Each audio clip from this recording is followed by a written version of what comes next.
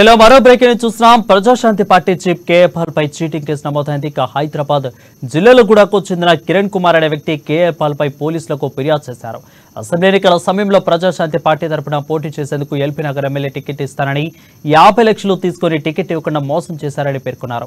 ఇందులో 30 లక్షలు ఆన్లైన్లో కూడా కేఏపాల్ కు చెల్లించాలని, మిగిలిన 20 లక్షలు పలు దఫాల్లో ఇచ్చారని తెలిపారు. కిరణ్ కుమార్ ఫిర్యాదు మేరకు కేఏపాల్ పై కేసు నమోదు చేసి పోలీసులు ఫిర్యాదు చేస్తున్నారు. కాగా కేఏపాల్ పై చీటింగ్ కేసు నమోదు కావడం హాట్ టాపిక్ గా మారింది.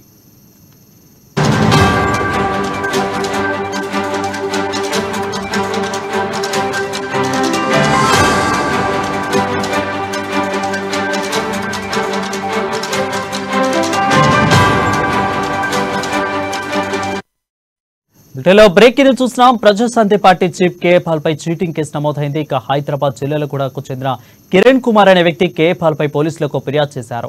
అసెంబ్లీ ఎన్నికల సమయంలో ప్రజాశాంతి పార్టీ తరపున పోటీ చేసేందుకు ఎల్బీ నగర్ ఎమ్మెల్యే టికెట్ ఇస్తారని 50 లక్షలు తీసుకుని టికెట్ ఇవ్వకుండా మోసం చేశారని పేర్కొన్నారు. ఇందులో 30 లక్షలు ఆన్లైన్లో కూడా కేఏపాల్ కు చెల్లించాలని, మిగిలిన 20 లక్షలు పలు దఫాల్లో ఇచ్చారని తెలిపాడు.